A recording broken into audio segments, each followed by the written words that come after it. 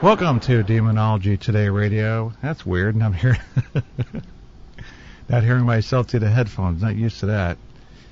But we are up and we are live. What the heck? Hold on a minute here. Is something wrong with this thing? Good question. Okay, can you hear me? I can hear you. Oh, okay. What's up with that? I don't know. Maybe you want to have fun again tonight. Yeah. What if Freemasons are hard to choke out? It's like doing a show on Satanism, but you'll find more out why. But, good grief. If I see another computer screen that freezes up, I'll have to call Bill Gates and tell him what I think of him. Well, anyway, welcome tonight. This is finally the part 2 of the two-part series that we tried to squeeze out last week about the Freemasons, the Illuminati, and such. Conspiracy theories where they may apply. I mean, it's something else to spend a span of 25, 30, 40 years and see conspiracy theories come true. That's pretty crazy. Now they don't even care anymore. It's like so much for the secrecy. It's so far along they figured, who cares? They just look like nuts, and we'll know who they are, I guess. But I think we'll start with our introductions, as always, because we've got a fabulous group of people with us tonight, okay? Thank you. The Fast Five is live, folks, so hold on. Sit back. Relax. Well, maybe don't relax. All right, folks, everybody's already been notified. We're going to unplug from the Matrix. Yep. And nullified. Totally nullified, jellified, and cheesified and mummified. It's the five. The five guys. We just did an old Stooges routine. So tonight, kids, okay, listen, we're basically going to break down walls, shatter barriers, and we're going to be talking some uncomfortable stuff. So if there's anyone that's sensitive out there, please don't let children listen to this because it could get a little graphic. This show is for people that are 18 and over. We're going to basically be smashing our little popular worldview fantasy, destroying those beliefs, and we're going to strip it, rip it, and leave you gripping your reality, folks. So hold on. Put your seatbelt on as we introduce to you our bevy of guests tonight. Well, actually not guest, co-host. We do have one guest, but he's not really a guest. He's more like, the little brother that you love to give the noogie on top of his head because he's cute. So, kids, we are having our little round table of pill lovers. We've got Michael Norton. I think he was last seen chasing the Van Halen belt last week on his week off. M16 Ministries, Minister to the Hopeless, assisting the wounded and counseling those hopeless. Oh, Deborah boy. Johnson. Yeah, I know. It's exciting to see. Hey, Mike, here's a question real quick, too. These tech giants are all going to the Burning Man this year. Are you going to wear your pocket protector and your black glasses with tape so you blend in? No, I'm not going to make it out there this year. I don't know what's up with that, but that just tells you what they're going to live without him. Yeah. All right. That's right. Deb Johnson, you don't have to wake up yet. No longer our wounded warrior, but our wicked prognosticator of the unabashed naked truth. At least, I think naked wine, that is, right? Michael Samson. Just as his name in... You're best. I know. It's like being in a big family. You're like, Jacob, Joseph, Jolly, what was your name again? Sorry, Christopher. Jehoshaphat. Yeah, jump in Jehoshaphat. Christopher, get next to her and tell her what your name is, for gosh sakes. Just as the name implies, folks, he walks softly and carries a big bag of rocks. So this multi-talented artist of ex-seminarian men works with the walking wounded to assist them in their bid to be free of their fleshly and mental demons. And most of the last of our little noogie boy, our cute Kevin Malek, storming the streets with righteous truth to assist families in haunt situations. He gets his kicks anywhere except Route 66, or we'd see him more often. He searches out the avenues of truth. An avid historian, conspiracy, not a theorist, but a realist. Kevin is going to help us sort out some of the fantasy from reality and somewhere in between. Now, for the least and the worst, Kevin and Farah. Morphing into the real deal is real enough to make you watch, real enough to make you ask more questions, and real enough to be living on a prayer. So introduce St. Michael. I'm going to kill him. He's always got to mess up a good intro. What? Can I just put a bag over his head and go crunch, crunch? Okay. Get on with it. At least we know Michael's name's Christopher now. Oh, my God. And you're not even drinking. What's wrong with you? You should. Kevin and Farah. That's not the name of St. Michael. Apologies, folks. I think he just missed you for 2 weeks. All right, here we go. Let's start our prayer. We'll sign in. In the name of the Father, Son, and the Holy Spirit. Amen. Saint Michael, the Archangel, defend us in battle. Be our protection against the malice in the... I think somebody put a tickle bug in his love button area, wherever that is. That's why I always pass on the weed. Oh, man. Saint Michael, the Archangel, defend us in battle. Have mercy. You're going to have to go to confession. Not once, but twice. You messed up the prayers. You're bothering the faithful and the faithless. Oy vey, you little goyim. Next thing you know, I'm going to be rolling on the floor. Hey, are you tickling him with a feather, Farah? No, I was sticking my finger where it counted.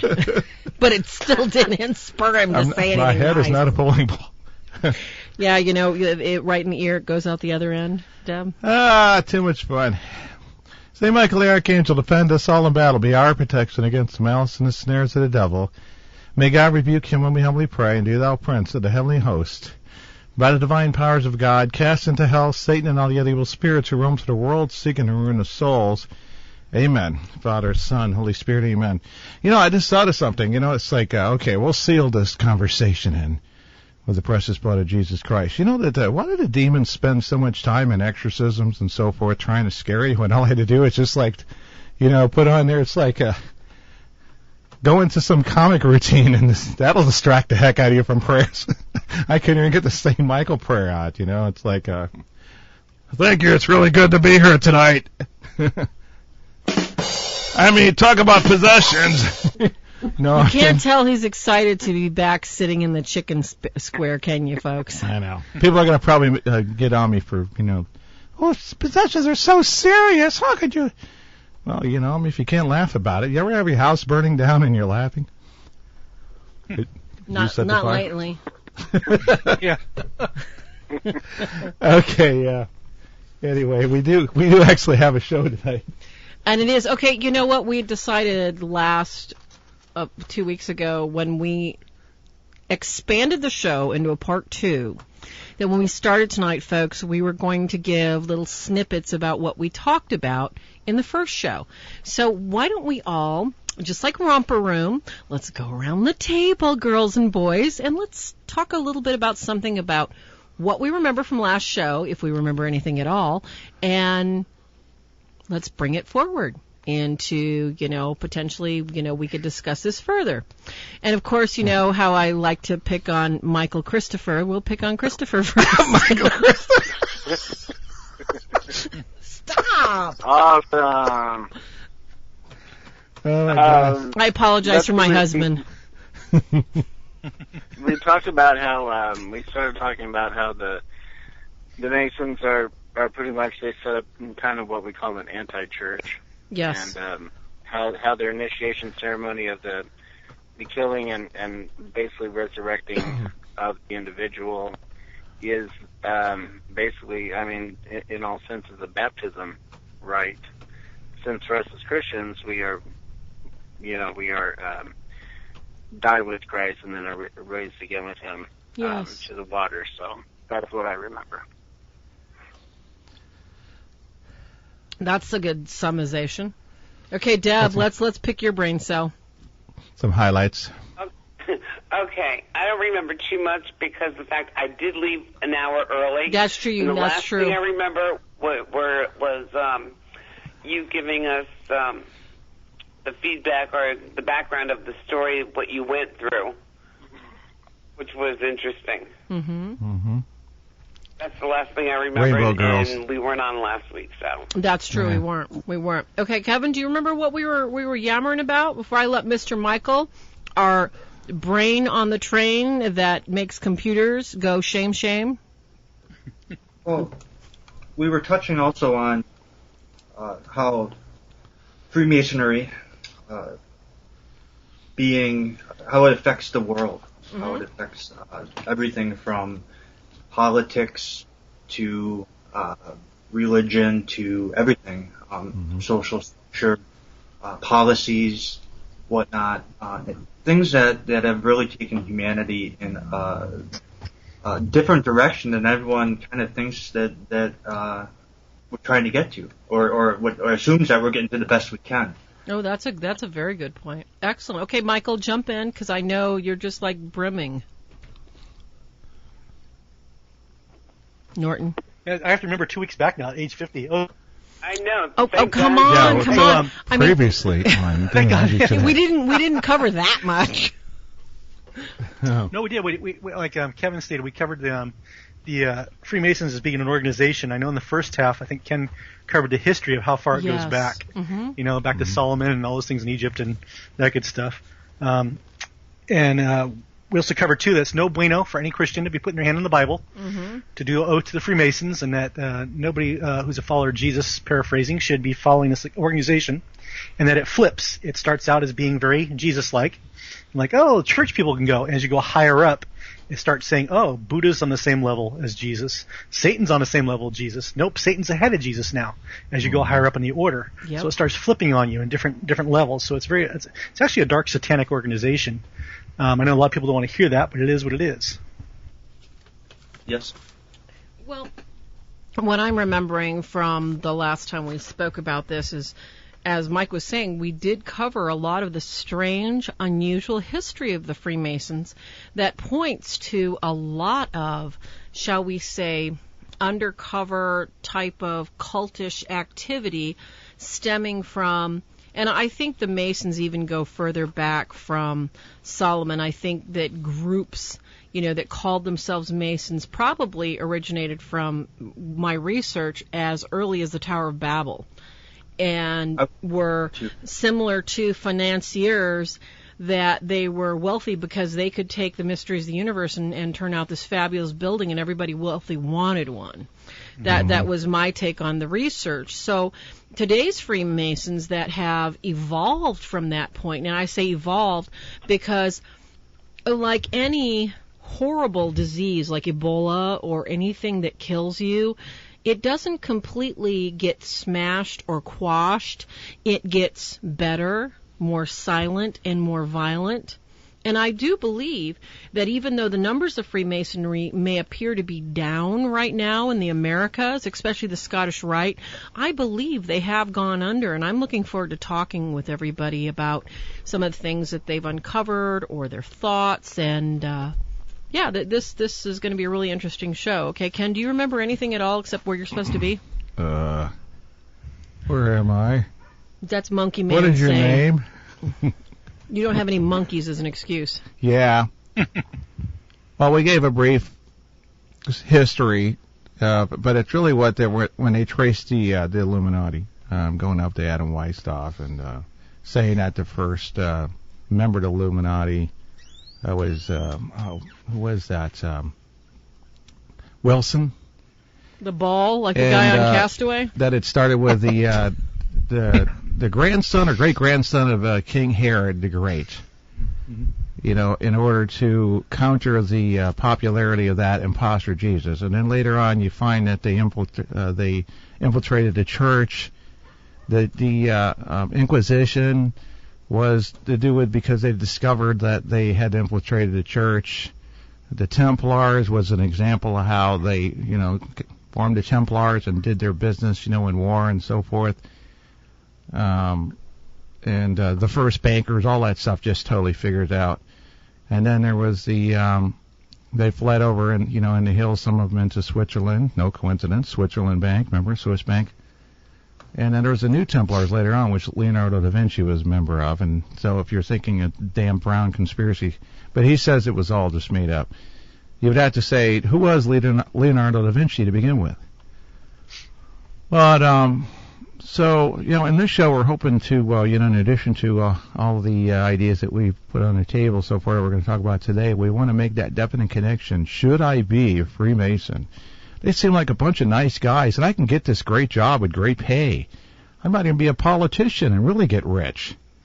Well, the Billionaires Boys Club, thing looks appealing at first, but what's up with all these cult rituals and oaths? Mm-hmm. So, let's see, Farah, last week, the tie, I think, is really good that when she was talking about Babylonians, it seems like they just passed the baton one way or another. The names change. Completely. They even said that the Illuminati changed to the Council on Foreign Relations. Basically, that's what their front was, which Ted Cruz's wife happens to be a member of, by the way. But so it's hard, wherever you see them as they are, it doesn't matter what they call them. It's like Pythian Castle here. We have Knights of the Pythia. Those are retired order of whatever. And what about the Shriners that wear that cute little sword over their head? In other words, if they reveal secrets, their true god Mohammed will slice their throats. Isn't that nice? Yeah, and when I saw that, actually, first moved in town, the Shrine Mosque here in town, that's the Shriners, the branch of the Freemasons, and they really went to a lot of trouble to make it look like a mosque. Now, why would you do that, especially after 9/11? Not only that, have you explained why their caps are red, their fezzes are red? Yeah, about that. No, I don't think we've explained that. We didn't explain that. Why are there? Okay, well, Ken just had it. He just had it. Yeah, go ahead. Go ahead, Mike. Because it's ceremonial that the caps were white, but they were dipped in the Christians' blood. How nice of them. That was very thoughtful for them to include us. I thought that's rather brotherly. Right? At least some parts of us, gets to carry on. Right. So just like anything else, it doesn't matter if you become a member of the KKK and they call it something else. It's still got its dark history, its evil, its origins. By the way, the KKK was started by Freemasons and Democrats. So I'd throw that in there. It's funny. Oh, everybody flipped. The ideologies flipped. Oh, yeah, right. Remember the big switch. So we got some papers here, too, that we're going to go over in a bit after we stay on our timeline here because we got to stay focused. Actually, or else I will poke him in the other pocus. Then I'll laugh for another 20 minutes. But we're actually going to mention some aspects of what's considered prayer release of Freemasons and their descendants, which is breaking Kurtz's prayers or breaking the Freemason vows and all that stuff. And why the Roman Catholic Church in detail. We'll try to highlight it and bring that up over the break. It's too long of a document to sit here and read, obviously. You can find it online. It's not that difficult. And it should be detailed. There are some things even, I think, Father Malachi Martin, as you guys know, as the exorcist deceased, wrote some books and, hinted that the smoke of Satan has entered the Vatican. And, well, we all know that. Very well. It does, we still follow the doctrine of Jesus Church, but, we watch with eyes on the church, say, okay, that's a little too much, that kind of thing. But, yeah, they're a bunch of busybodies, and George Soros, I'm sure, is one, too. All right, let's see. Moving with our agenda. Yes, on the extension of the Masons, mm-hmm. How, folks, how do you think, if we have, the common theory is that the Illuminati does not exist. The Illuminati, what is it? What does the name imply? Deb, I want to start with you because if you've never heard of it or if you've just heard about it, who do you think the Illuminati is and what do you think they do? Let's just go around and say, hey, this is what I think they are, and after looking into it, I think I have an idea. Deb, you want to give us an opinion about the Illuminati? It's just another secret society, and it's run by Satanists. That's a good sum up. Yeah, it is. That's a good sum up. How about my Christopher Michael brother over there somewhere? Christopher? Have you ever heard of the Illuminati? I mean, before we start talking about it, have you? That's Christopher Michael. Horrible Winnie the Pooh imitation. Sorry about that. Christopher Robin. That's right. Christopher Robin is now Christopher Michael. Christened Michael. All right, he's going to hang up. I know. Stop. Don't pick on my Christopher. Okay. Chris. The Illuminati itself, I mean, the very name just points to the fact of being illumined by secret knowledge. And we kind of touched on this last time in mentioning the Gnostics. And in fact, I was just reading with something that wasn't even connected, but I was reading, we talk about how, in Genesis, in the garden scenario, and the serpent making his appearance, and when we look at what the serpent says to Eve, basically, I mean, the whole thing, there's three different sections,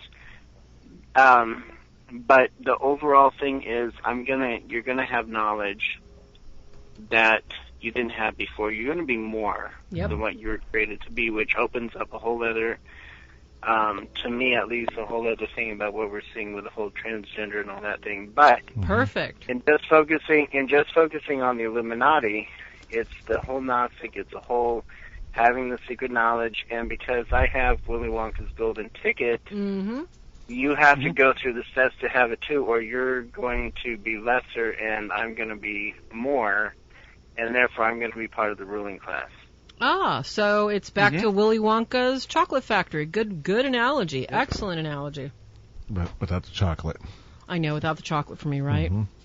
Okay. Michael or Kevin, which one of you guys want to stab at it next? Kevin. Okay, well, and Had Illuminated. you ever heard of the Illuminati? Illuminated with secret knowledge. Knowledge they hoard from everybody. And they take this power and they establish establishment narrative. And which is the political correctness and just the different directions that we're going, and some of the false notions of what is really just, opposed to their ultimate goal, being to break Christianity or any godly, whatever. Now the Freemasons, they have 6 abolishment doctrines that if they pull off these abolishment doctrines, then they can create the world government. And when you look at them, they're all they're evil. Yeah. Wow, let's talk about these doctrines here in a little bit after we get into the details, because I want to hear all about this. This sounds really exciting. Yeah, don't make it. It sounds good enough to point out in a bigger picture of what exactly they're doing. So hold that note, okay, Kevin? Sure. Because I really want to get into this with you. Michael, when did you first hear about the Illuminati? Actually, I probably first heard about the Illuminati through horror flicks, like the Johnny Depp film, whatever that one was, the Hell Gate or Seventh Gate, whatever that was. That's why I kind of heard about them, but I never. Ninth Gate, right? Yeah. Ninth Gate, yeah. Yeah, and that's when I kind of okay, there's something out there, but I never really knew about them. I didn't connect Satanism to that. And I think it was when I sat down with Father Gary Thomas, because I started dealing with satanic ritual abuse, and he said, I'm working with somebody at the Illuminati. I thought that wasn't real. He goes, oh, no, it's very real. And then slightly after that, I started receiving people, too. As we unlocked some of the stuff that was going on with them, it went all the way down from Freemason to Illuminati. Wow. And what this is when a person's brought into the Illuminati, the organization, yes, like Kevin was saying, it's true, it's a global type thing, but the way it is, it has to control everybody. It's almost like it's darker than the Scientology, Everybody's under control, everybody has a job, and nobody can leave that job because there's no hope of ever finding or leaving that job. And if they do, it's only through suicide or something else, somebody kills them. That's not so nice. It's very tight-knit. Yeah. Wow. And also, when I was reading about it, it was founded in 1776. Oh yeah, that's right. The current Masons. Yes, the current Masons. You're right about that. Here in America, they were actually never exposed, but that's when they were actually penned and allowed to be seen publicly. Yeah, you go right on that date. Mm-hmm. And I never really gave much credence to Illuminati because, as far as I was concerned, growing up and being exposed to cults and stuff, there were only Satanists.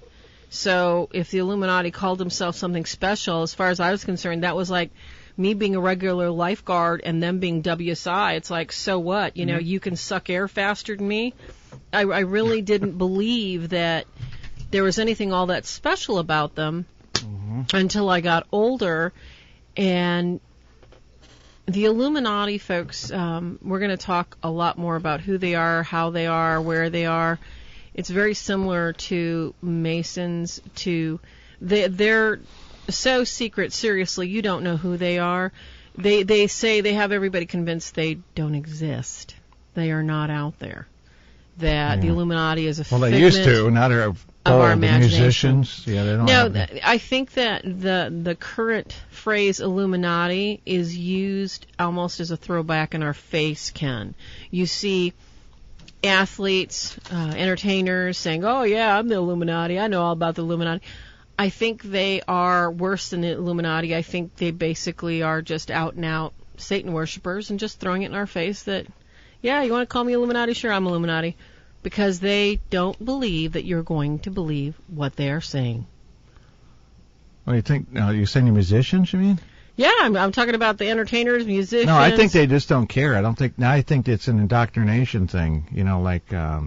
When did you first find out about the Illuminati, Ken? Well, that was because my parents were into the Blessed Mother operations. Deb, you can relate to this one. Do you remember the book that we're talking about? Yes. And they had things on that in there. I think even the history is in there. Been a long time. That was in the 70s. And then there was a guy named John Todd who went into some detail about it, but we don't know what extent is he a fake, like this Zachary King guy is supposed to be a Satanist. Not really sure. Was he used as just sort of a person to get the word out there? John Todd, you can still find him if you Google John Todd ex-Satanist. You'll find his entire transcripts of some speeches that he gave at the Southwest Radio Baptist Church. And then when they went underground, the Illuminati, they're the ones that were actually responsible for the French Revolution. Mm-hmm. Of course, you'll see the Freemasons and that same thing. So they're kind of one of the same, like the Templars and, you know, that different names and different branches or trees or whatever. And, that's definitely apparent. So you could just say through that book and through my parents, and it took a long time. You know, it's like at some point or another you're waiting around for the end of the world. And it's not too cool. You're not even 21 and you're thinking that all these people are just going to take over. Oh, this guy's an Illuminati member. He just became president or whatever, that kind of thing. And it's been a long time slicing it at, a supposed small wedge of bologna at a time to come up with the whole loaf. Now it seems like they don't seem to care anymore. It seems like the information is out there, and I don't know. It's there's so much proof out there now. If we had that much proof on Bigfoot, we'd probably be having, Bigfoot at the zoo exhibits. We don't have any, anything that transcended. Look at all the Illuminati symbols. Of course, the eye in the triangle with the glow around it. That's on a dollar bill. That street magician, Chris Angel. We're going to do a show about that when we do our video, so you could see, and we're going to point some things out. Ryan Buell's old paranormal state show, that was their symbol, the eye with the triangle. And as you all know, Ryan Buell's a real character who was originally Wiccan, and then he proclaims to be Catholic after, somebody must have advised him. And then, of course, he's a lot of things. People today do it out of popularity. Why do they associate with the paranormal? To some degree, it seems like the indoctrination seems to be a popular thing. Evil is more easy to promote now, and TV and media doesn't help, and movies and music, and I think that's all part of it. Now it's say, hey, come and join us. Be a billionaire. Or, exactly. It's usually about, and that's the thing I think that coincides with every aspect of Freemasonry and the ties to the Illuminati. It is money. The higher you go, it's almost like a pyramid. I'm sure everybody has those stupid letters that say, hey, if you send me $10, I am going to send you $20. And then you have to send $10 to these 10 people on this list, and they're all going to send you $20. And pretty soon you're salivating thinking, oh, gosh, by the end of the month I'm going to get $2,000. Oh, my gosh, in 2 months I'm going to have $5,000. Oh, my gosh. Well, guess what? That shell game continues, folks. Yeah. And it's in these secret societies, just like the Freemasons all over. Yeah, it's hard sometimes to get all the negativity, and you really have to stay away from it. Last week I made a brief topic. I didn't think we were talking about mental health verses, and we even had conversation with Michael off the air, and kind of like running some ideas by why is it the schizophrenics always seem to fall into this Illuminati, Freemasons, these. Isn't that interesting? The people that we recognize as schizophrenic, types. It doesn't mean they don't have a demon in there. But it's a strong indication that they've already surrendered. You get expose enough negativity, you can become really negative. But one of the things I formulated was that, by the way, I'm not, a psychologist. I'm not a practicing therapist or in that level or anything like that. We're spiritual warfare counselors and consultants, ministers and so forth, Franciscans, first and foremost, Roman Catholics. But from the data I'm able to gather, I think there's a strong indication that, you experience this stuff for the first time, and you start to see it all happen, your eyes open. So for some people, it's too much. I think they break down. What if you're already kind of an anxiety-ridden person, and anxiety seems to be the key, too, and that's all they read about, because they want to keep an eye on it, because they already have, like, a fear and anxiety. It's sort of like, football fans, all they can talk about is football. Old people can only talk about weather. Well, what if you're thinking, eating, sleeping, and reading Illuminati and government conspiracies? That's all your conversations are going to be about, and that will weaken your spirit. Don't you think? Something to think about. Yeah, who knows, the truth will set you free, but also put you in that house, huh? Let's continue on the subject of the Illuminati, because I think it's time we take a deeper look at who is the Illuminati? Who are they? How do they operate? And let's talk about, Kevin was discussing earlier some of, the parameters. And that's what I want to get into next, after we kind of define to people who actually consist. What kind of people belong to the Illuminati? What do they look like? Are they walking on our streets? Are they our neighbors? Do we see them, in church socials? Do we see them at soccer games? Let's talk about who are the Illuminati. Deb, I want to hear from you, sweetie. Do you have any idea, any guess who you might think? You pretty much nailed it. Everyone you mentioned. It could be people in your church. It could be your next door neighbor. Really, I thought the Illuminati was kind of limited to like people that actually had money.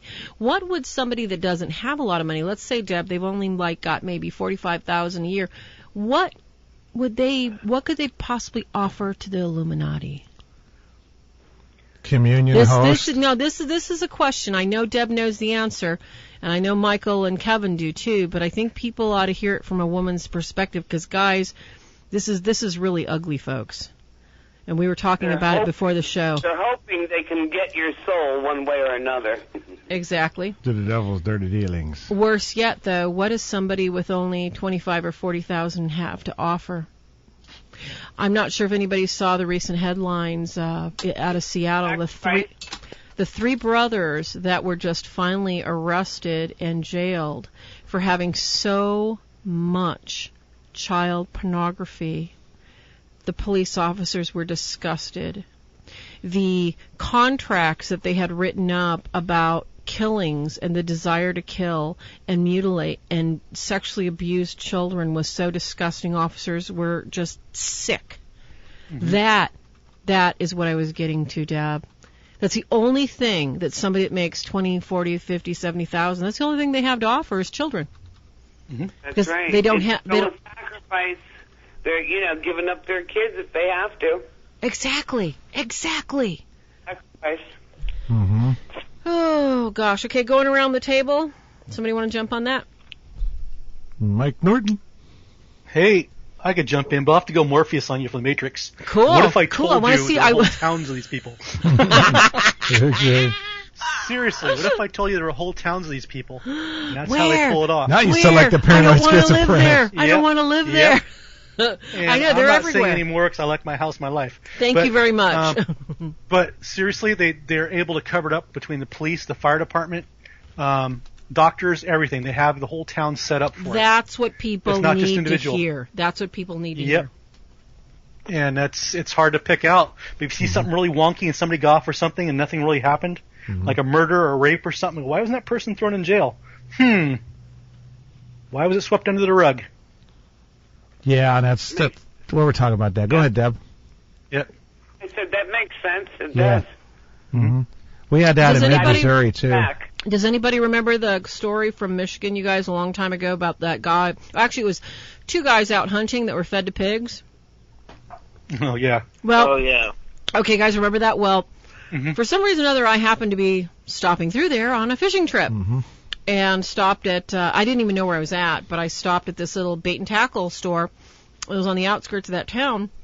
And got to talking about, veteran memorabilia, stuff like this. I guess this guy was a lone wolf. And I thought, with a well-stocked place, I mean, why isn't he more busy? He's right on, the main intersection. I'm like, gosh, you got great stuff here. I'm surprised you're not more busy. He says, you don't know the people in this town, girl. And you don't want to know. I says, why? I mean, it's like, I would think that, especially being on the main route. He says, no, they redirect them. You don't understand. This town, the police, and everybody. Don't pass go. Don't stay here. Don't spend the night here. You just keep on going wherever you're going and leave my place and lock your doors. I'm like, why?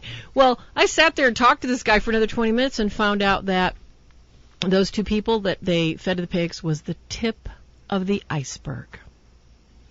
So Michael's not lying. There are towns. There are towns of people just committed to just rotating out bodies, rotating out children. It's disgusting, people. Well, look at these movies, and we're way overdue for Hollywood and movie analysis shows, so we'll have to peg one on and put you guys on. Like The Village, even, a collective, a doctor, and everything is there. But if you look at, some of these other ones that personify a whole town, Children of the Corn. Remember the old one was Malachi, that weird-looking kid, Oh, yes. Oh, yes, I remember very well. And then there's some of the more updated ones that come from, IFC Midnight. And but you look in there and you realize it's not that difficult to get generational families of Satanists that were originally settlers. Why do we assume they're all Christians or buckleheads? We don't. Yeah. So. And, that's why I assume the Salem witch trials really happened. One of these days, if I have lots of money, I want to go research it. I think some of it really happened there, and it was there. Yeah. And once it got exposed, it moved and scurried away. Yes, exactly. Exactly like the demonic when it hasn't been properly exorcised from a house. Kind of scurries in the corner. And as soon as you're gone, boom, it hits again hard. Yeah. Good analogy. So no matter how much of a conspiracy theory that sounds like, it's like, and I did have a, case in California where the gal said, but she said, insurance agents were following her even though her claim was 5 years old, and she had a fisher open up her backyard. Hellhounds came out of a government complex way back, off into the, a few miles. And when she was a baby, they put a chip in her toe at the hospital, and the hospital's closed down to cover it up. I mean, it's so on and so forth and so on. And then when they walk, it's like everybody is following. Oh, that's a person right there. Oh, yeah, they just talked into their handkerchief. They got a communications device in their, in other words, they're blowing their nose into their communications device. That's why it's hard to tell, because this stuff will make you nuts. And that concurs with what Val said in there. Yeah, this stuff is really, it's hard for people to the grass, and now it's all coming true. Well, it's not coming true. It was already true, but now it's coming to light. Yeah. It's coming more to the forefront in the mainstream. But Farah touched something really interesting that I think got blown over real fast. It's incestual. Yes, very much so, dear. It's not just families, it's incestual. And that's the people I work with that tell me this. It's like, if we're getting graphic, have all the children left the room yet? Are they out? Yes, if the children have not left, they need to go out now. And if anybody does not understand sexual abuse and can't handle it, please leave, because it's getting really down right now. The sexuality is destroyed with the children, and it's incestual, and it starts like right from they have sex them right from the fetus. In fact, sex inside the womb to traumatize them, to start splitting their minds and fracturing them. And it just gets worse and worse and worse from there. I have details from young girls saying they were doing their grandfathers while the mom watched. But it was all programming. Oh my gosh. Well, and that's the clean version of it. Have you heard from the boys that the purpose of anal sex is basically to illuminate them? Because they have to bend them over so that when they actually penetrate them, it makes them see shooting stars because the pain is so bad. It fractures the mind and allows them to have an enlightening moment. What that kind of pain enlightening is just, it destroys most boys. Have you heard that before? Oh, yeah. And let's talk about this, too, because now we're introducing the demonic activity. Yes. When they separate and see the shooting stars, the demon that's in the other person doing the anal sex with them becomes their friend saying, hey, Jesus isn't around to save you, but I can take you up out of this experience and astral project you out. And that's the experience they have. And while this poor kid's having this done to them, they're face down in feces or bugs or something nasty. Yes. Oh, gosh, these poor babies. And that begins some of these split personalities, too, because the same thing happens when you're being abused, and then there's nothing left when you're being beaten senselessly. That's what some people suspected Sybil was, that original case turned into a TV movie some time ago. Yeah, and that's the dark stuff, unfortunately. It's hard to believe that this stuff is still around, and it keeps coming up. The old biblical names are resurfacing again in the Illuminati and the Freemasons. Yep. And that's, the ones that came up in some of the WikiLeaks. Remember the 400 prophets that were, showed up by the one prophet of... that's one of my favorite ones. Get rid of them. Well, Kevin was speaking earlier. Kevin, you want to touch back on the subject we were talking about, what people actually have to do?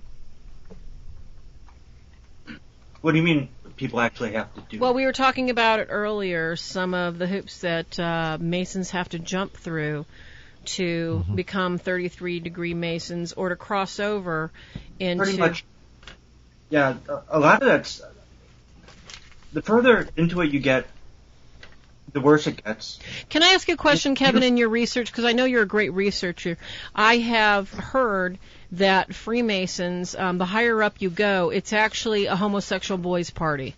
For the most part, is that true? It's beyond that. It's as bad as you can imagine. Ugh, disgusting. I'm sorry. That's just disgusting. Imagine the most horrible things. Ugh. Yeah. I mean, it truly is. Now, just for people listening, the Illuminati is it's the 33rd degree. It's you have to go through all these other degrees first to get to that. And but the Freemason thing, what they do is their thing is that they walk in the light, but they walk in the dark. That's their mindset when they go into this. Is that that you kind of walk in like a foot on each side of the property line, so to speak, between good and evil. Yes. And earlier on, they focus on a lot of the good. But as you get into it, they say by the time you get level 17 is when they really start to shift it from the not so bad stuff to some of the more bad stuff. And then by the time you get to this 33rd degree, this Illuminati, title. Yes. And you are truly illuminated because you have learned, by then you have learned all of the secrets that they hoard. And these are the secrets of, everything that humanity's ever been exposed to, So anyways, yeah, as far as the specific rituals, I don't know. I mean, we're not in it. Of course. Exactly. Well, okay, that's why I want to touch on this really quick. Go ahead. Yep. When I study and research this stuff, the Illuminati, Freemasons, and the secret societies, and the mystery Babylon religion, it's just like your demonology studies, where you got to take breaks. Yes. And I will burn frankincense and myrrh here while I'm doing this stuff, and I will only do it for periods of time. And you've got to stop, because when you are really researching it, and when you are really focused on it, and when you are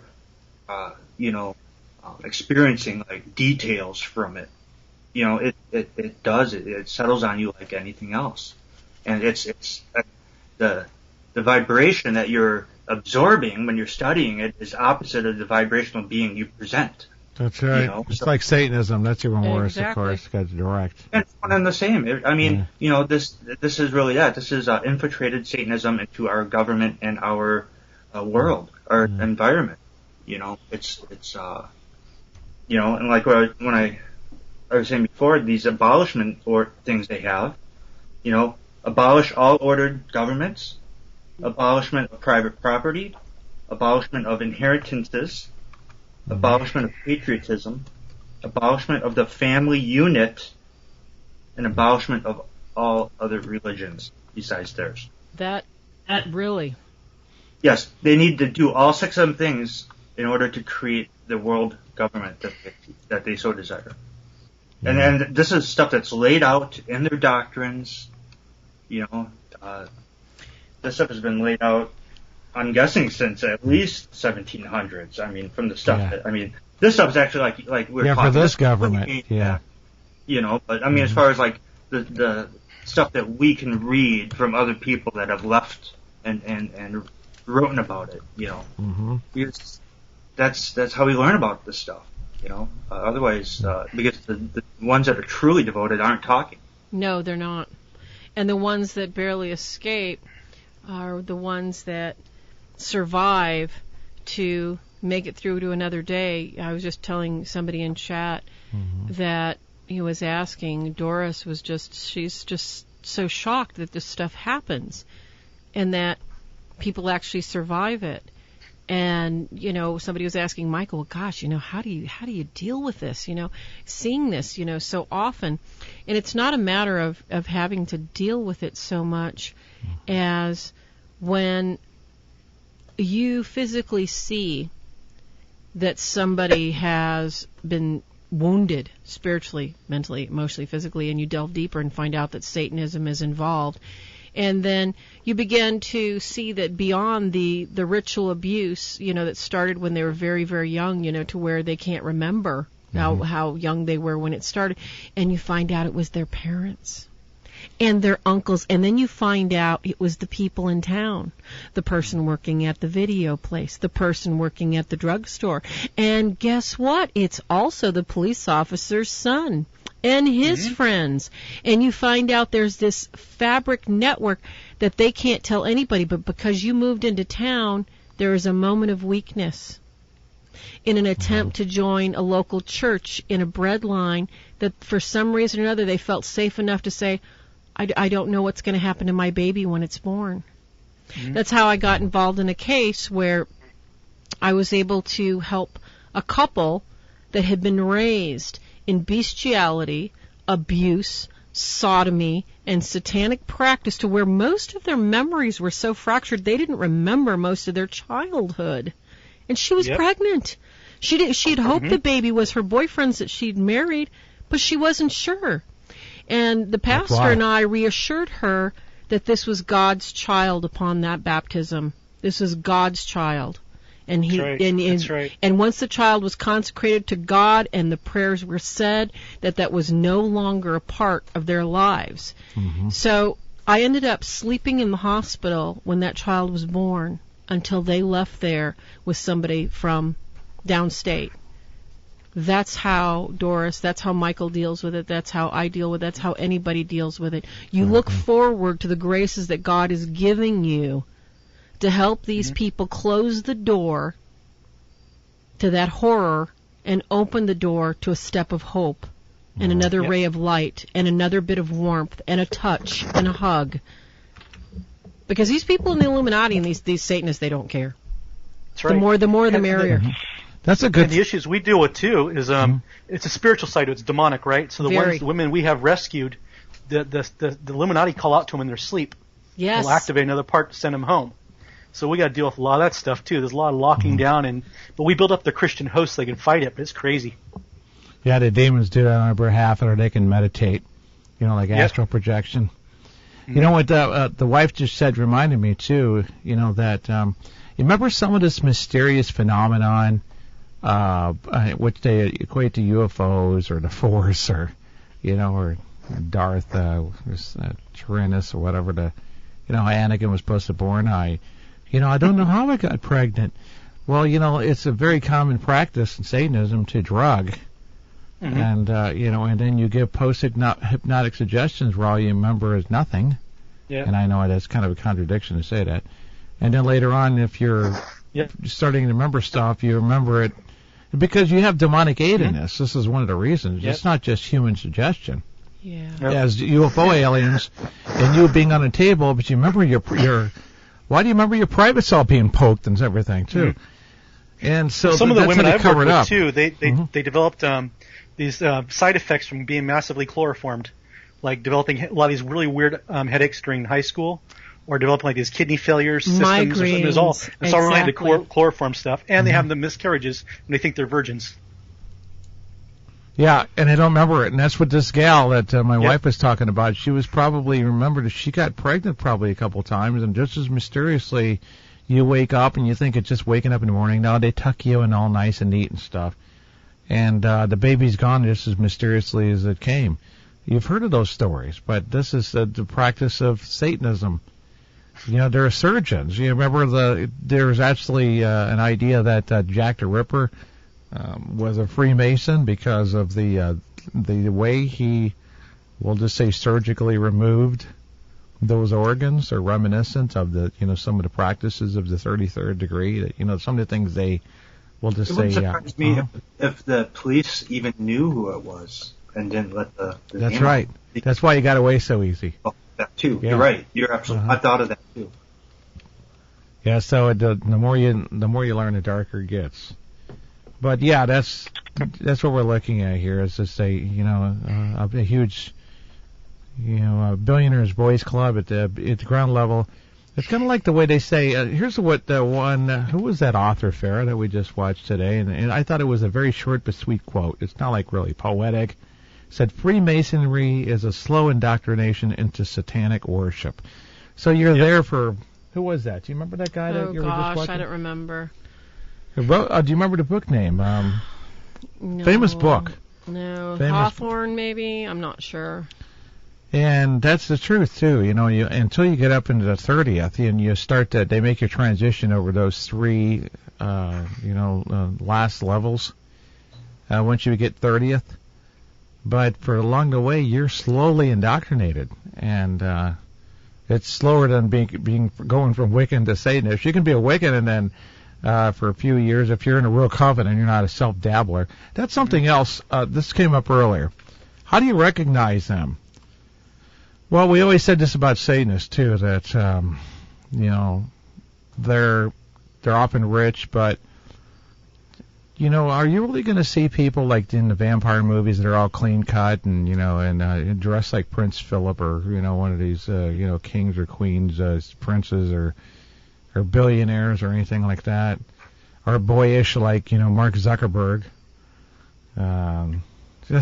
How ridiculous the guy's going to run for president, or he's thinking about it. It's like, would you vote for the kid? He looks like a boy. He's got this boyish face. It's like, so what, they think we're all stupid, we just vote for billionaires? Oh, I'm a billionaire, I can get in there. Yeah, good grief. Anyway, that's a little side note there. But, no, the dabblers are the ones that are really obvious about it, and they're usually junkies and everything else. But, see, that's one of the things. When you're in the higher orders, you learn how to control your habits so you can maximize your life. That's the whole point of being in there. You have to be fostered into it just like you do in the Christian faith.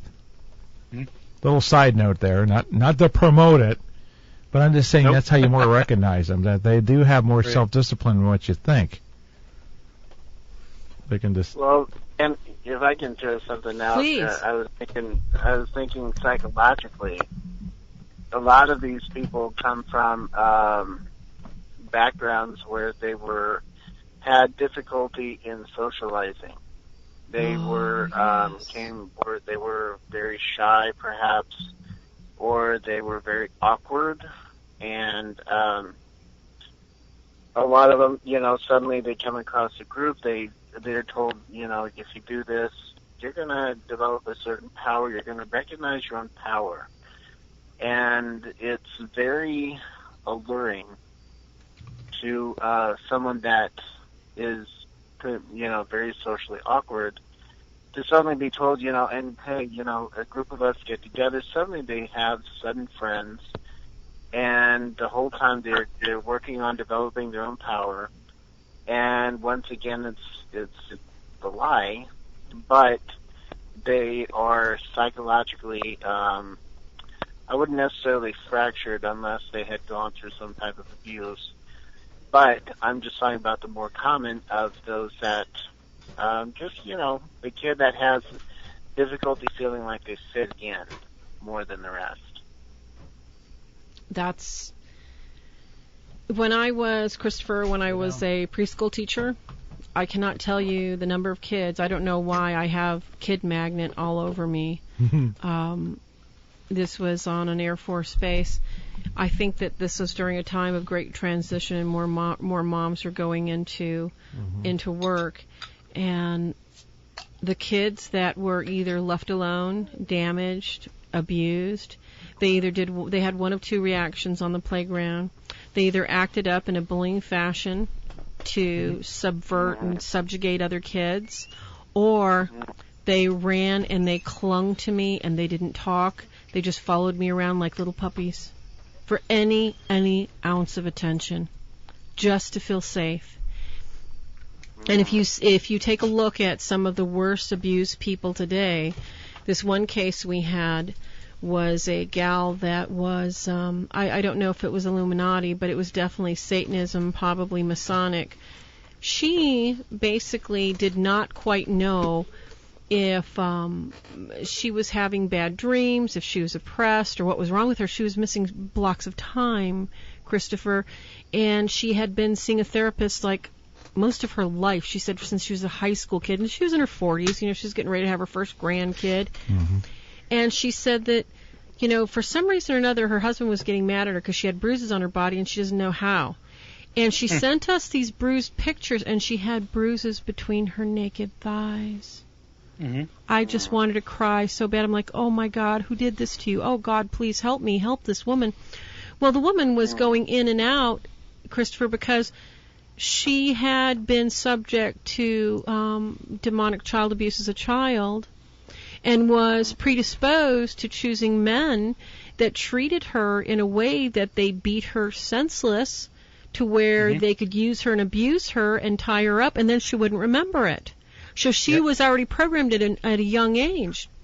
And she said that 5 years previously with her new husband, she had just got out of alternative lifestyle. And she's trying to tell me, oh, yeah, alternative lifestyle is such a bad thing. I mean, they really do really weird and wacky things. And I'm like, yeah, they do, but that's nothing to what's going on with you. So we actually got her hooked up with a priest we're still in contact with. And it's like we explained with the priest, this is something, Christopher, that it doesn't show easily on the outside. It's layers upon layers upon layers that you have to dig through before you can finally reach that little child inside and hold hands with them and let them know that, hey, Jesus and I, we're hanging out right here with you. We're hanging out right here. We're not going anywhere. So Farah, can I fill in some dots with what you said? Oh, please do. Okay, so the facts you stated was she was waking up in the morning and she had bruises, right? Yes, and couldn't remember how they got there. So from the fetus, we have a split. Exactly. We're talking about Satanism. We have a day host and a night host. Precisely. The night host prepares the person for ritual. So she may slip out of bed at night by the night host, be accessed by whoever's doing this stuff to her, and return back to her bed after being drugged or just doing whatever. That sums it up. So she's still being accessed is what's going on. Exactly. And her husband says he doesn't have any idea what she's talking about, and he's upset that she's got bruises. And, of course, we're not looking at the gauge, or not the gauge, but the miles per hour on the car or anything like that, or see where she's going. or anything else, or why she's tracking in, grass in the mudroom. Yep. And that's our clue that we got to go to the second hour, folks, and we're going to take a demonology question and try and get some of your calls in tonight, folks. We've got so much to cover, and I apologize for this being so incredibly graphic, but please, everybody, keep in mind, the battle's already won. We're here to help you fight the fight and win it right, so don't go anywhere, please, and hang out with us. We got another hour of Freemasons and their ties to the Illuminati, part 2. Everybody, please grab a beverage, iced tea, Coca-Cola, some cheesecake, and your we'll spouse. be right back. Don't grab your spouse, because like you, they won't shut up. All right. Demonology today, folks, with all our Fast Five. We'll be right back after these commercial messages. Well, whatever they are. Hang in there.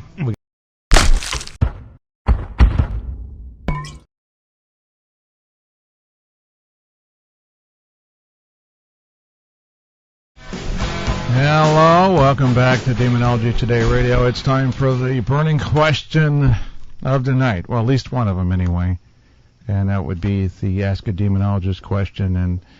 And Denise is in the chat room somewhere, wasn't she? Oh, there she is. Denise, what was the question that you posted? Because Ken was too lazy to go write it down. I didn't write it down because I had my hard drive on my lap. So and he had his brain during the cell week somewhere. So put that question up there. Oh, great. Denise leaves the chat room. Thanks a lot, Denise. Oh, anywho. Gosh. Well, it's actually posted in our group, and it had something to do with our demons. No, that's why it's called Ask a Demonologist, you nut bucket. Oh my gosh, I can't believe it. Actually, Denise is a tour guide. She's a step-on tour guide, and she does a lot of work. She's kind of like Kevin. She loves history and loves doing research. And her question had everything to do with actually being on a haunted site. What are you doing playing with my microphone? Oh, no, it's not coming through very good for some reason all of a sudden. Okay, well, maybe that's better. Is this better? All right, good. That's weird. I just can't hear you. Okay, here's a question for a demonologist. Okay. Can you hear me, Ken? All right, well, maybe not. Yeah, that's the last time I'm doing a show on Satanism again. No kidding. Yeah, I can't hear anything. I should hear That's the song. so weird. Okay, well, here's the question. Turn the song down now. The question is, folks, because we're going to go around the table and ask people's opinions about it, but we're going to give Mr. Ken Boy the crack at it. Mr. Cracker? How? How is spirit communication bad? And is it always bad? Could some messages be from God and not something else? How is spirit communication bad? Ding, ding, ding, ding, ding, ding, ding. Oh my gosh, I don't even know if we're going to hear anything. Ding, ding, ding, ding, ding, ding, ding, ding, ding, ding, ding, ding, ding, ding, ding, ding, ding, ding. Come on, Mr. Dunk. Your time's up. I don't know what's wrong with our cord. Well, Did you the yank it or cord's... something? No, I didn't yank it. Oh, did you pinch it? I don't know. Is it pinched? Yeah, because we have no headphones since you sat down again. Oh, well, who cares? Well, who cares? Answer the question. Well, I don't have headphones, and then we got to turn speakers on, and we'll get double feedback and stuff. So, all right, say a few syllables, and you guys, you sleep on the Skype. Let's hear you, so I can figure this out. I'm still here. Okay, good. I can hear everyone. Okay. Put your headphones on, Ken. Is your still plugged in okay? Right for the juggler. Right. Is it off? As far as I can tell. Okay, now it's there. See, it was out. Mhm. Oh, good grief. Now it's the wiring. All right. It's live, folks, just like the Milton Berle show. Don't worry. By the next solar eclipse, you'll figure it out. Okay, ask him the question That's again, weird. Farah. Thank you, Deb. Ken, how is spirit communication bad? And is it always bad? And can some messages be from God? You have 2 seconds. We need to get on with the show. Spirit communication's bad. You know, go back to... How is it bad? How is it bad? Go back to the Bible. First starting with whenever someone's indecisive and then you go to an alternate source other than God, in other words, you don't go to your friend as much and ask for logical advice. You're looking for spiritual advice, something beyond the infinite. Well, what happened with Saul? You know, before he got basically dethroned and uncrowned, was he went to a witch, a known witch, called the Witch of Endor, and he tried to conjure the spirit of the deceased prophet Samuel to look for advice. Well, he did it twice there. He didn't go to God. He tried to go to the spirit of Samuel, like, hello, God's up here. It's like, hello, you know, and so that's an example. And that's probably why some of these things made it into the, you know, the final Nicaea Bible and other things didn't. I don't know about that, but the things that are the most important did because they're examples. And that one's, you could say, one of the earliest accounts. Don't do that. Don't try to conjure up your relatives and communicate with them because you miss them or because your dad used to give you great financial advice and he's dead, so you'll go get the next psychic medium or a Ouija board. Yeah, you got to watch that kind of stuff. It is, it's called necromancy and all that, and all those things are the obvious, but it's because you're going to another spirit in the other realm. You're actually out of order, and the only spirits that will answer you because you're, you know, your guardian angel, if you ask your guardian angel to be, you know, for assistance, you're not asking them to predict the future. You know, just like when you pray, you know, the guardian angels and the saints, you have to be careful because, you know, there's certain things you're only supposed to go to God for also because they're only supposed to intercede on your behalf, like an advocate, like a judge in court, you know, is the higher up, and the lawyer is the one who is the advocate between you and the judge. So you don't want to go to, to say other spirits for anything like, will I be married someday, you know, girls at a party. You know, I don't know. Boys don't seem to be drawn into it as much as the curiosity thing. Thanks to TV. Thanks a lot, you bald plumber. And you know, it's not been good. And if you guys think that, go ahead. Ken, it is okay to get answers from the heavenly spirits if you're in prayer, if you're in devotion. Yeah, if you're in the Blessed Sacrament, you can weed it out, for example, like that. Or you're saying the Rosary. That's when I remember I got to pay a bill. Right, if you're asking for guidance. Yeah. I mean, but if people are just going to try and conjure up somebody, you know, a loved one that's passed over, or try to get information from a deceased one that's haunting a place, a deceased person, and a lot of times you'll come across and you'll be able to see them with your naked eye. And they'll look at you, but they won't say a word to you. Or they'll be standing there, you can see them, but it'll be like they're ignoring you. Well, that's because they're not allowed to communicate with us. The only ones that can communicate outside, you know, the other realm is demonic. They will answer you. Well said. On your Frank's box or whatever you're doing. Yep. See? The wisdom of Deb. And that's it, too. That's like the only other spirit's going to answer you when you do those things is a demon. It's not going to be your dead NLC unless she's working with demons. It's not going to be anybody good who answers you on there because it's somebody that's passed over and that's a ghost. Yeah. You'll see them. They'll look at you and they won't say a word. Got that right. And sometimes they'll ignore you. Mm-hmm. Sometimes they'll ignore you. Them ignoring you. Yeah. It's like they do in real life. They cannot communicate with us. Yeah. Sometimes you got to just the only thing you can do if you're obsessed over your dead relative or whatever. The best you can do is just pray that you can see him one more time so you could say goodbye. If you get too obsessed, you might hallucinate it. You know, like you wake up and have... You know what? It's easier for your loved ones to come through when you're sleeping in a dream state because that's when they can cross over the realm. It's easier for them to come through. You'll see them in a dream. Yeah. You won't be able to speak to them. Very they won't speak to you, but you can see them. You can see their face expressions, or you can see what they were doing last. Yep. But you cannot communicate verbally with them. So when people have seen someone that has passed over, when they've seen them in their dream, they actually did see them. Their loved one came through because they needed to hear from them. They needed to see their loved one. Mm-hmm. And that's what I found it to be. But you cannot talk to them, and they cannot talk to you.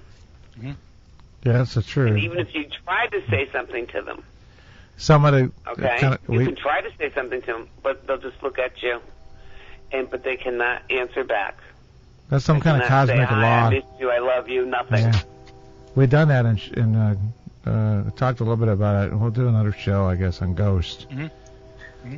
Yeah, but that's the key thing, and it's not even going to be anything like extravagant or anything. It's something simple. Like, remember the story I told a long time ago, I guess, and about the grandmother died before her first grandchild was born, and then she was seen looking down the baby and smiling, and the baby was looking at the grandmother.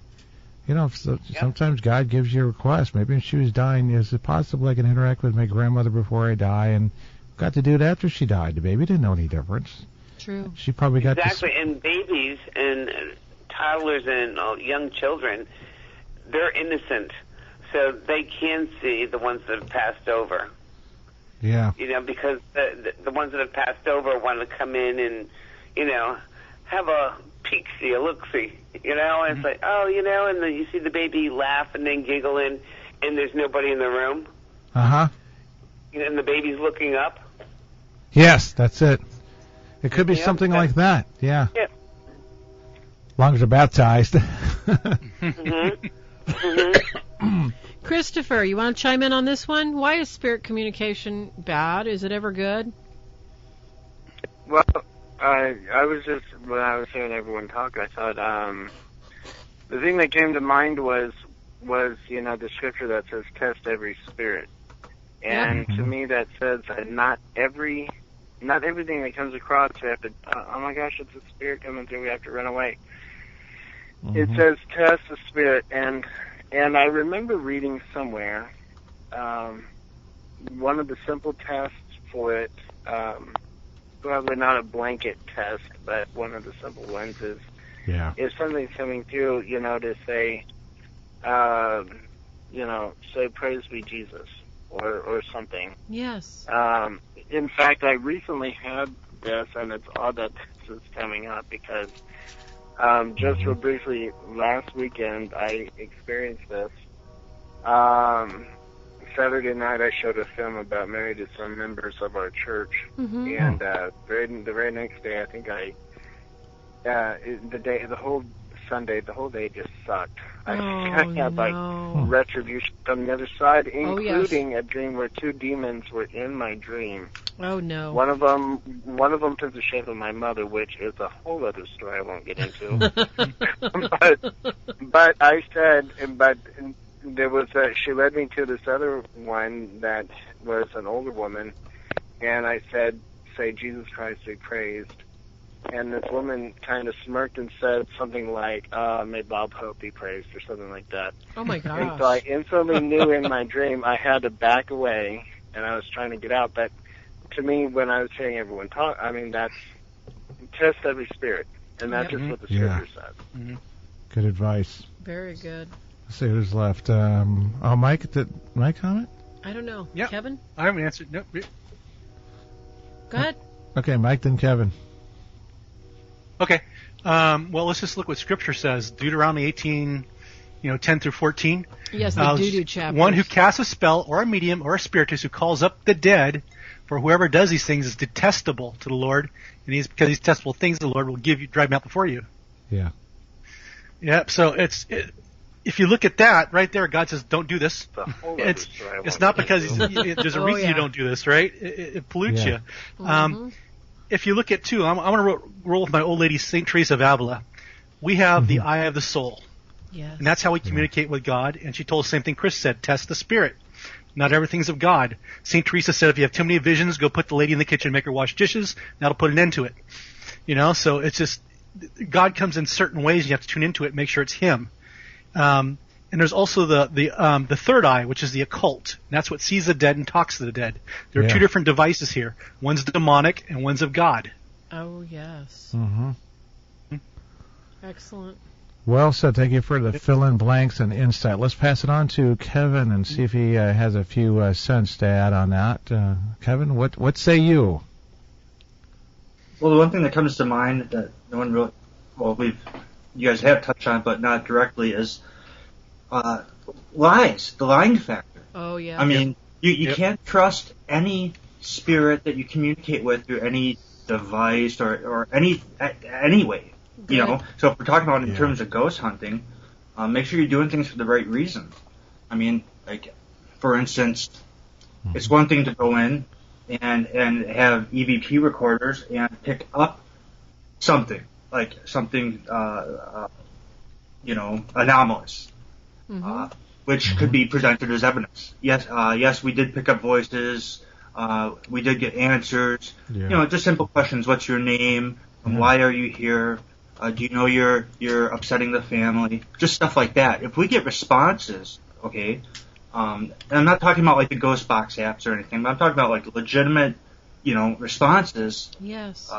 That defines that yes, there's something there, but we don't go and on what they say. Yeah. We're not going to say, okay, well, there's something here. Let's ask, all these questions because we could be, what good is that going to do? So true. You can't trust what you're communicating with. Nope. So can't. as far as that's my take on it. Great take. Farah? Thank you. Oh, okay. You want me to tackle this real quick in 2 seconds or less because we got to get on with the show. That's okay. Everybody loves the topic. It's a good one. Well, I think the topic is important because, I just posted a thing up from the Diocese of the Office of the Exorcist of Manila about that when the psychic faculty is opened, that they are people that open this, unless they're a saint, they are much more prone to demonic attacks and difficulties. So the question tonight is, how is spirit communication bad? How is it bad? I think we pretty much outlined that it's not so much, quote unquote, determined to be bad, it's downright dangerous, and God tells us, hey, you know what? That's not a good idea.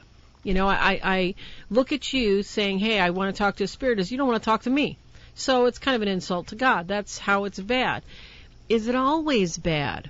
And then, I think Deb brought a good part of spirit communication, which isn't, in my opinion, communication, is if your loved ones are sending you some sort of comfortable image, they're not going to sit there in your rocking chair at midnight or 3 o'clock going, hey, do you remember when you sewed that blanket for me? And do you remember when you put it in the closet? Well, I thought you were such a wonderful person. And you know what? I think I'm going to tell you where $100 million is, and you're going to find it in about 2 years and 5 seconds. This stuff, rarely will God allow it. So is it always bad? No, I don't believe it's always bad, because there's too many incidents of spiritual communication between human spirits that have actually been good in glorifying God in some way, shape, or form. Could messages be from God? That's why we're told to test every spirit. And like Michael said, you don't have to tell the spirit to go wash the dishes, but you definitely have to tell the spirit, you're going to get down on one knee and tell me that you're coming from Jesus, because you ain't from Jesus, you're getting out of my house. Yeah. If we don't test those spirits, we give them too much leeway and too much room, and once that legal right is given, it's really hard to take it back. Yeah.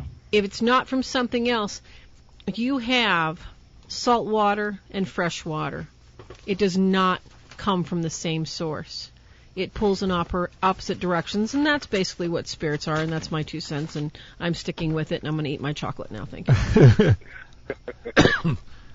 Thank you very, very, very much. This was a great topic, because everybody seemed to provide a puzzle piece that kind of embodies all the questions that people might have about it. And I think it was very thorough. We've heard about people, looking in their yard, even in these famous cases, like the Black Hope Horror. They're looking for the bodies of slaves. And Stir of Echoes, I know I hate to bring up movies, but that's mainstream, so you can relate. He's busting up his floors. One of these episodes, a psychic medium, relayed that the child spirit was saying it was buried in the walls, and they damaged the house, $5,000 worth of damage. So yeah, Kevin's right. There's a lot of points that are, extremely all connected. And this itself in this block is worth putting up as an archive in itself. But we will move on to our favorite topic of torment. My goodness. And that's the part of the controversy is what's the Catholic Church's view? Well, we know the Pope is reevaluating, even though he's already been asked for it a year ago, October, about Medjugorje. For some reason, it's coming up again, which is another story in itself. Why would you reintroduce something again? I mean, it's like saying, would you look at this person again to see if they're a saint? Because I know they only have one half miracle because, they're not sure if it's a miracle, but, would you look at it again? Okay, quit harping on this stuff. What are you, Congress? But the statements to the Catholic Church against the Freemasons, there's not a bias here like, oh, the Catholics don't like them because X, Y, and Z. Well, they'll go and tell you that the Catholic Church or their king was jealous because these Templars were making all this money and they disbanded them. That's true. And had them killed. That's what they'll tell you. Yep. That's a mainstream. Yep. I'm sure the Masons somehow found a way to infiltrate that answer. But the fact is, guess what? About 5 years ago, it's probably about 8 now, they actually found and discovered the interview transcripts.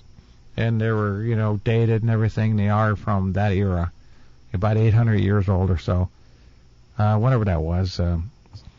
And they were the interviews and confessions, because they had a scribe.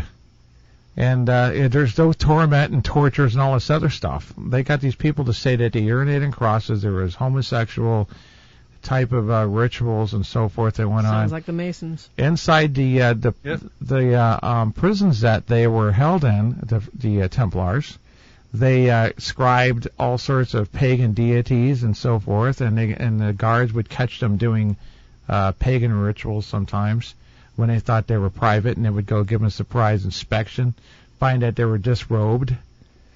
So, all of that stuff was revealed. So don't sit there and buy into this, history says. I'm sure that somebody had a hand in there in trying to, cover up.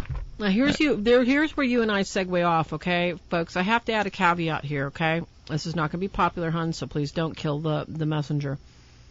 With the Templars, honey, we have to understand that from the papacy itself, I believe Kevin or maybe even my Christopher Michael brother can correct me. About 780, the Pope decreed that if you believed you were going to be killed or put under torture, that if you committed suicide, you would not go directly to hell. So these Templars knew if they were going to be tortured, they could commit suicide and not suffer the fires of hell. So, why did they choose torture, and why were they the only banking system and were loaning to countries that were destroying other countries if they were such good Christians? Mm-hmm. Makes me scratch my head and wonder.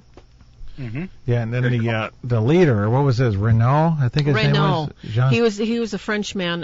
Renault, I forgot what his name was now. Jean? Is Jean something like that?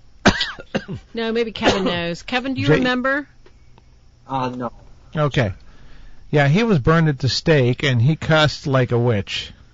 He cursed the Pope. You're not thinking of Renault. You're thinking Renault was one of the leaders of the troops. That was Jacques de Molay. Oh, okay. And even the historians said in one documentary, they said, and I saw the documentary a long time ago, and I'm not going by the Catholic Church's opinion on it, said that, well, you have to wonder if he curses like a witch, if they were right. And going back, on Joan of Arc, that they thought she was a witch and they're burning her at the stake, she called out to Jesus. That's not what they do. When you're a witch, you don't call out to Jesus unless you're having a last-minute remorse. When you're fully in this, what you call perfect possession, like a lot of them are, that's the last thing they're going to do. They're going to curse like a witch when they're being, executed or something. But this... What's that? I was going to say, one of the accusations against the Templars, too, was the worship of a goat's head. Yes. And, their ceremony. And I was thinking that, once again, I was doing research and my time. I guess that's my hobby. And they, these societies, these pagan faiths, even from the Sumerians, ancient Sumerians had their deities on their carvings and paintings and things like that were always depicted with these horned headdresses, and they got their authority. The Mesopotamians all believe that from the royalty to what they call the bull of heaven. So this horned deity, and it passed on through the different cultures. Yes, that's what I was going to say. Christopher, this is such an excellent point you're bringing up, because that horned deity from Sumer went down to the Egyptians, to their horned deities, to where it went to what? The Jewish, the earliest of the Jews that were sacrificing their infants to this horned deity, right. To where, when after Abraham got God, they get stuck in the desert, where they return to? Their horned bull. Right. Yeah. And excellent point. And even in Wiccans today, they're part of their whole mythology is the horned deity, Cernunnos. Yeah. And I wanted to point out that the symbol of the Freemasons that everyone sees, the square and all that, that in itself is a depiction of, once again, it's of the horned god, because if you look at it, it is the head and you have the horns on either side, and once again it's a continuation of this image that they say, well, that's just I don't believe anything they say, but anyway, it is a continuation of that image of homage and showing allegiance to this horned deity. Mm-hmm. Yeah, that was the Great Horned One with Wiccan. They call it the Great Horned One. And some people who considered it, like, I love nature, I want to be able to manipulate the forces of nature. Wait, who's this Great Horned One? Or somebody's the type that are kind of like feminist. They're like, okay, the Great Horned One is a male? So I think they need to change their doctrine a little bit, because they're running some of them off when they get to that, And that's what they do, too. They'll come up with a lighter version. Let's hold that back a little bit, and we'll bring that indoctrination a little slower next time. And that's what they came up with the Masons, Let's give them a little bit at a time, so that by the time they reach in the 30s, and by the time, that we're really going to know if they have the right stuff. We'll see if we can convert Christians, and they do enough. You're making blood oaths and all these hideous things about how you're going to die and how you're going to, be cursed and all this other stuff. Every time you reach another level, you do another oath. And without going into the Catholic thing, I'll see if I get to it. I don't know if I need to make an actual statement from the church. It'll just clog up the show reading stuff. Exactly. But each level has a thing, and they mention a specific password. What is the language, Farah, on this that we're looking at? The language some of these things right here. It's bolden, password to document. When we look at the levels that the Freemasons rise up in, the language that you're looking at is Necham, Nacha, Elignam, Stokin Adonai. They take a lot of the intonation of the early Jewish language, which was a combination of Aramaic and I can't remember the name of it. Please, Christopher or Michael, help me out here. What did they call that early Ancient language? Arabic? No, it wasn't quite Aramaic. What was it, Christopher? It was derived through Akkadian. Yes, okay, yes, thanks. Akkadian. The Rafadam, the Tibet Ada, it had that really guttural Aramaic stuck to it too. Abaddon. These were all the chapters and the way that these were. They tied, like I said, the Jewish mysticism of the Kabbalah into this, and that's what Ken is talking about here. That secret was given as you attained each degree higher up. Yeah. And they used, in case anybody is not familiar with the Kabbalah, the Kabbalah, loosely based, is a study of mental training exercises to rise your mental and spiritual energy to meet the Christos through the chariot to attain God, Malkuth. And this is what the Templars, the Masons, built this secret society on, all these secrets supposedly that the Jewish people had. Mm-hmm. So when we look at the Illuminati and we see that, just take the Rothschilds, for instance, having all these sons sent to different countries, just like the Templars, they go and make multi-billion-dollar empires that are loaning multi-million dollars to who? To countries. Now, because they want to get paid from that country, what do? They invest in a country that could make war on them. So in case they don't get their money back from them, the other country that they invest in will not only get their money back, but with interest. That is the Illuminati. I think something interesting here, too, and this is it's a very lengthy document, prayer of release for Freemasons and their descendants. Remember how we're talking about breaking curses prayers? Mm-hmm. When we said it on a few shows ago, too, when you do prayers of renunciation and specifically breaking curses, the mistakes most of the exorcists made, because they don't teach it in International Association of Exorcists or so forth. I guess we'll be 90 years old and we're finally going to be speaking over there. Right? Yeah. And one of the things is Michael Norton, you know about this too. You have to renounce it, not necessarily in the order, but in the way it's detailed in the contract that you vowed to the devil. Mm-hmm.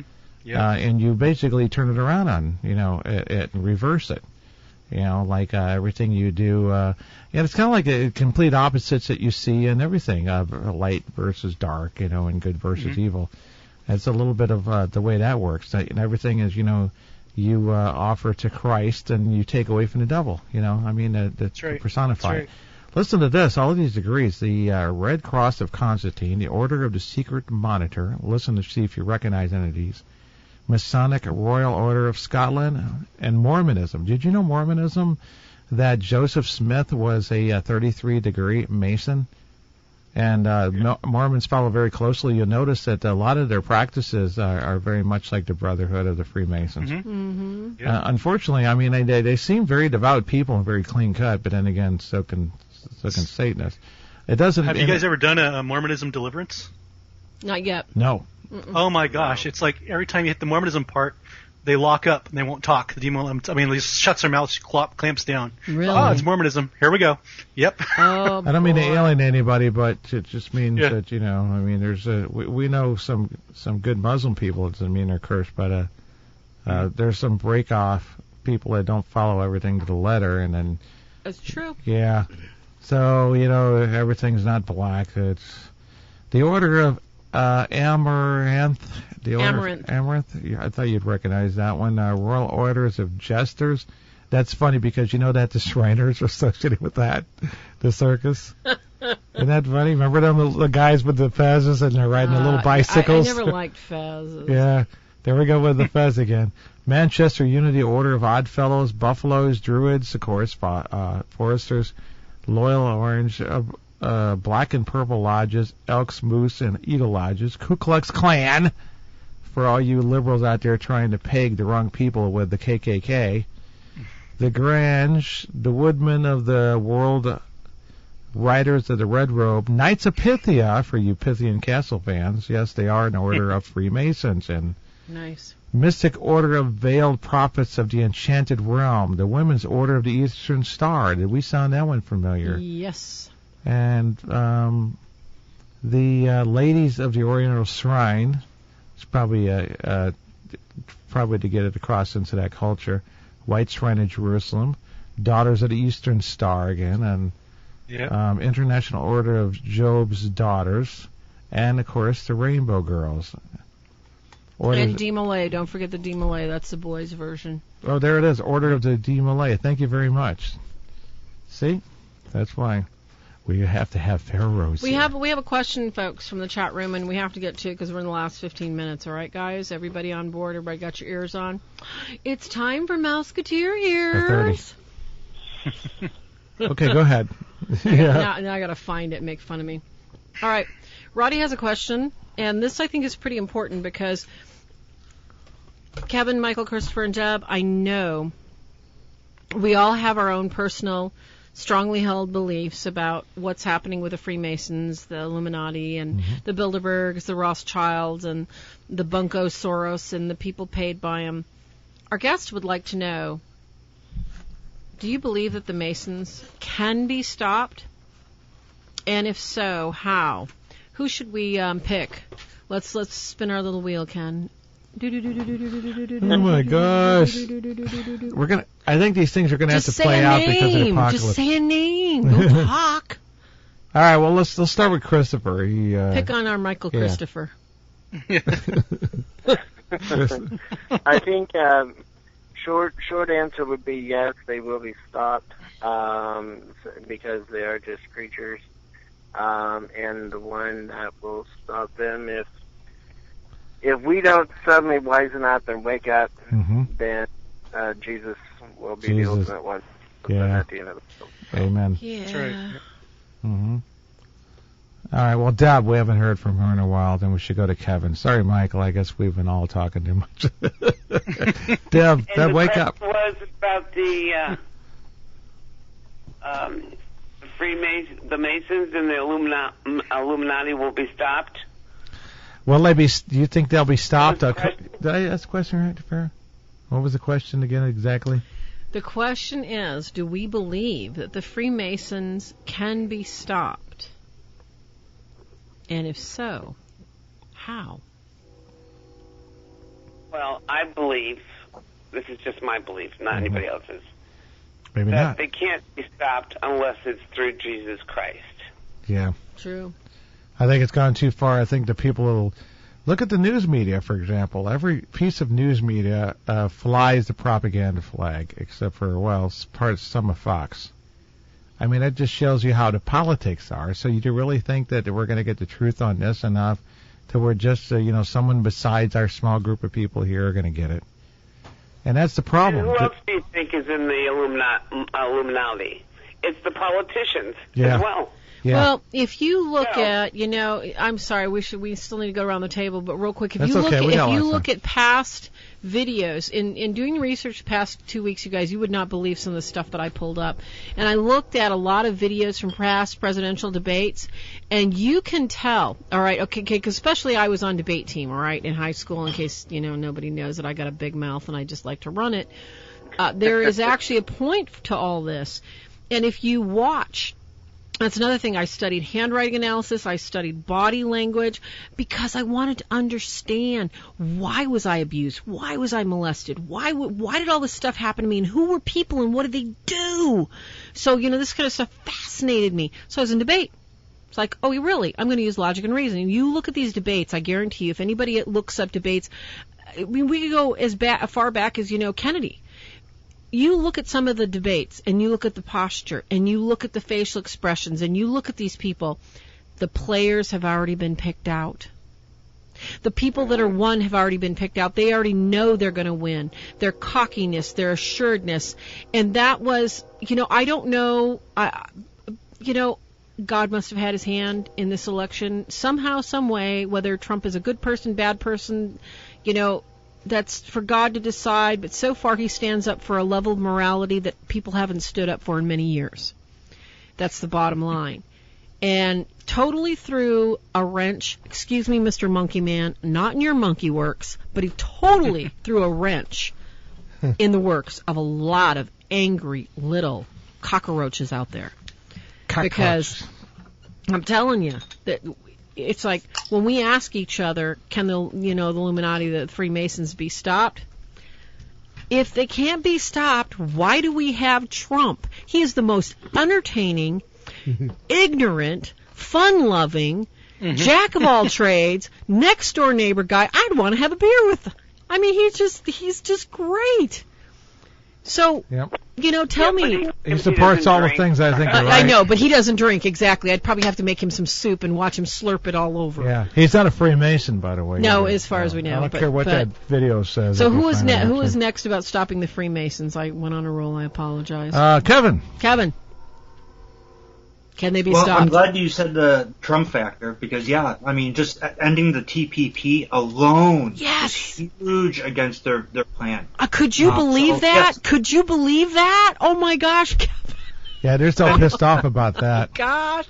I always said I would vote for any candidate who wasn't a Freemason because our politics today is structured around their establishment narrative and their agenda. Yeah. But can they be stopped? Yes, absolutely. Jennifer and myself have interviewed like 150 people in the last few years, professionals. We've asked every single one of them. Really? Do you believe there's an awakening going on? And every single one of them, including Kenneth Farah, said yes. Thank you. Totally. That there's a spirit, like people are waking up to this.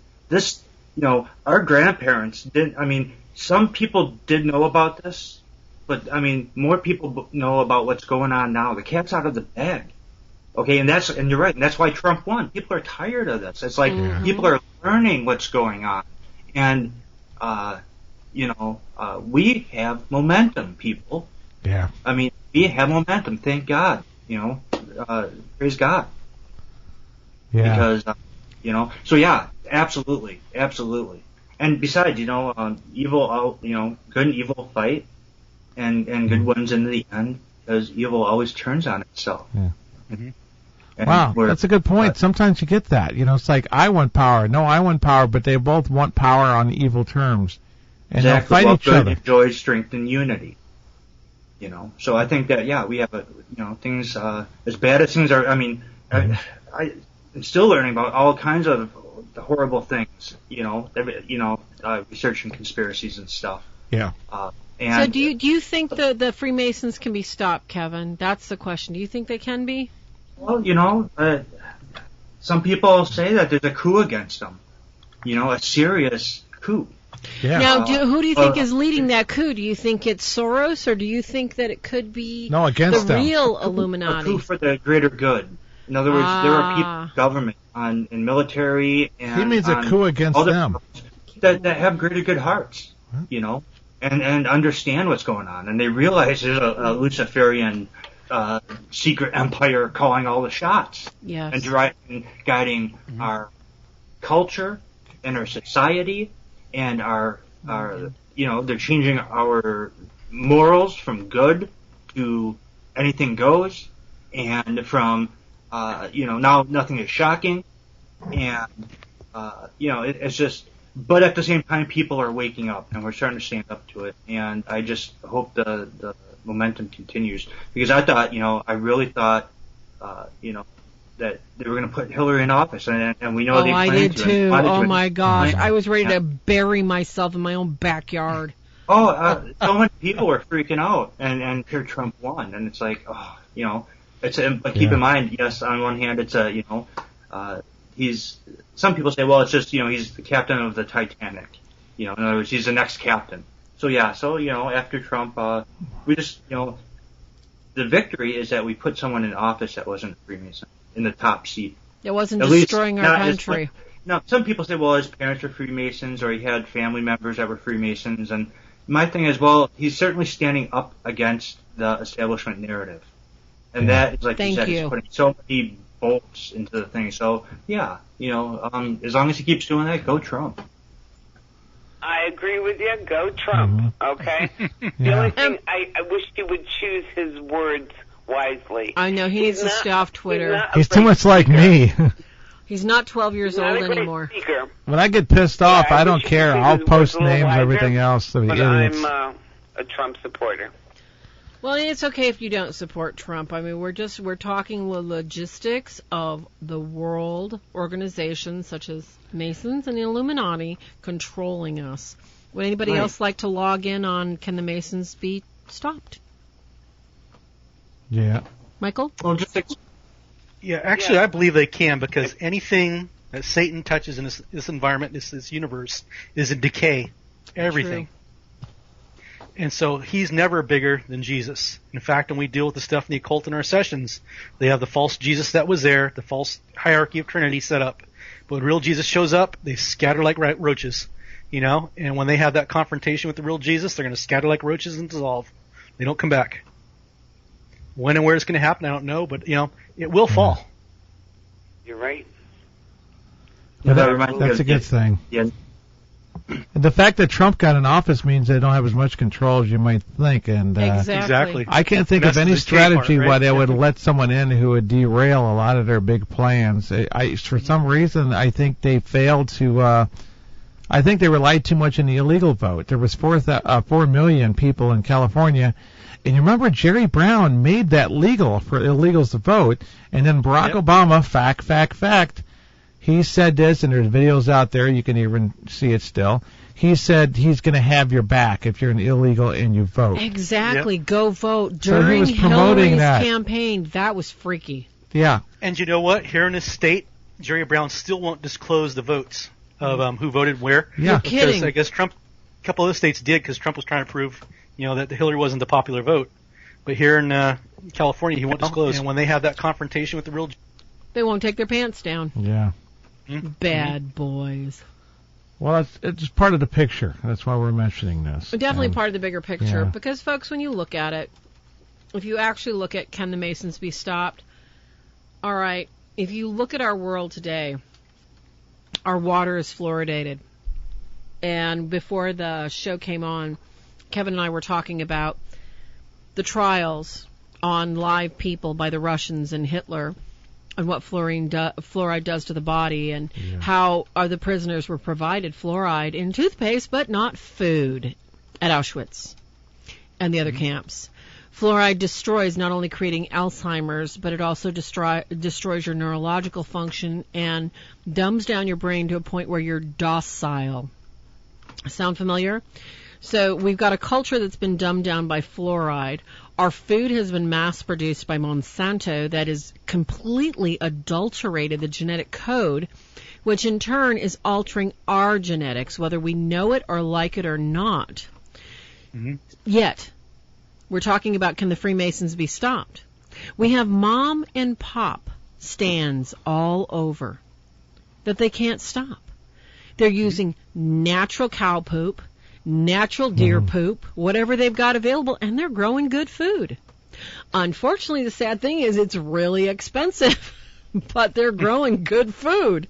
So, as much as the poison is out there for $2, the good food is out there for $20. We just have to learn to live on less so we can check out. I think that all the distractions fed to us by the Illuminati. I listened to a speaker speak today, and I'm sure every single one of us can remember Louis Farrakhan, the Muslim leader that created so much division, loved Malcolm X until Malcolm X defected into his own sect, you know, lauded Che Guevara and Martin Luther, yes, Dr. Martin Luther King, and the dictators of Cuba. I mean, what is Farrakhan Illuminati, or is he just cult Muslim? Only God knows. Dispensably, he is part of the problem and the solution. The solution is to basically, like Jesus said, support the group that you are with and get out there and tell them the good news and bring other people into your flock. So, sadly, though, his rhetoric has been interrupted by, you know, lies and half-truths. And you have us talking about Illuminati and the distractions of sex crime, you know, all these fabulous... What was that one that people tried to get us to watch? You guys remember it. It was the Game of Thrones. Oh, yeah. Yes, yeah. Hello, Thrones. Thank you very much. It's Game porn. of Thrones. It's softcore porn. Soft. And I don't know. I've never watched it. I've just heard. For TV, it's hardcore. Okay, well, I'm glad I never watched it. Well, I tried to watch this one episode, and it's unbelievable the way they threw in. It's like, you know how, like, okay, the so way... you're telling me Debbie didn't do Dallas? She did the entire Nordic region? Porn always finds a way to put sex in every Not situation. Deb. I mean, Not it's Deb. like- the episode. Why would they waste that idea and the premise? I mean, fire-breathing dragons, I'd love that stuff, but they got to throw in porn, not to mention I'm a married guy, and if I was single, I don't want to go to hell. Thank you. So all I need to do is chase after the wrong woman, again. Okay, well, Kevin, if you know anything about this, I want you to chime in. Anybody else? People, what you're looking at today is there are 6 people that own all of the TV stations and the major print media that you read: Washington Post, New York Times, LA Times, et cetera, and it's going down to 3. MSNBC, CNN. There are 2 news agencies that report everything: Reuters and the Associated Press. So in other words, whether you're a mom and pop shop that owns little KLOR or WXPA, guess what? You receive your news from these 2 agencies. These 2 agencies, these 6 people tell you what to think, what to wear. It's like, you know how, okay, the so way... they tell me this is who is basically telling us what we're supposed to eat, drink, wear, sleep. And excuse me, I don't know, has anybody seen that video that has these women with enormously shaped booties and strange-looking bodies? I cannot believe the ad's on. Okay, so what was that for again? I don't know, but it scares me every time it's on. So me too. That's the worst part. It's like I don't know. Butts can be shaped like that. The stuff that's on TV is scary. Thank God we don't. The Kardashians. I was going to say a Kardashian butt. Yeah, right? it was like a Kardashian butt, and everything is breasts. It's like, good Lord, you can go out to the pasture and look at cows with udders. What do you want to look at them on your TV for? That is distraction, folks, and that is the Illuminati. Distracting you so you will not pay attention to what's going on in the White House. Distracting you so you will not pay attention to what you're feeding your children. Distraction so you will not make good, healthy choices and fast a meal once a week. And just go ahead and just feed yourself and feel comfortable because you might run out of food. I think that... I'm still thinking about the fluoride. Do you remember giving your kid fluoride drops when they were babies? How? I never did my son. I didn't believe in it because I knew when they told me, okay, we're talking 24, 25 years ago, when they told me that my son had to sleep on his stomach, I wouldn't let him sleep on his stomach. He couldn't lift his head up if he puked himself. Yeah, and they think it so I was caused like, death. And then they told me, so we'll just flip him on his side, or on his back. It's like, that was probably smart, but at the time, it had just come out that if you let children, sleep, I think it was on their bellies, they die. It was like, number one cause of SIDS death. Where these people get their ideas is beyond me. You know what they tried to give us? They gave us, I think it was back in the early 70s, fluoride tablets. They're colored fluoride tablets that will help your teeth and show you where you need to brush. You remember those? Yeah. So you were swallowing the fluoride with pink stuff. They had the drops, and I had to put drops in their bottles. Oh, no. And then eventually I ended up stopping that. And about 12 years ago, I was dropping my grandson off at home, and I said to my daughter-in-law, because we were in the garage, I said, oh, can I have a bottle of water? I was thirsty. She goes, sure, it was a new case. She opens up and hands it to me. It was one of those little tiny bottles. That was just enough to wet my whistle. Yeah. I took a sip out of that and spit it out. I go, it tastes like poison. And she started laughing. She goes, it's fluoride. What? Mm-hmm. So if you have fluoride water, it tastes terrible. It's very bitter.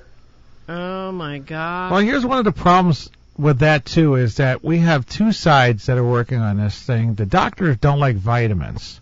No. So the doctors will say, oh, colloidal silver will turn your skin blue, and vitamin A will turn your skin orange, and all this other stuff. They don't want you to take vitamins. Well, this is why I don't know 100% about that. I'd like to see more conclusive tests and stuff. Okay, I grew up in fluorescent. Fluorescent. And I have no cavities. I don't have cancer or anything else, and I'm 56 almost.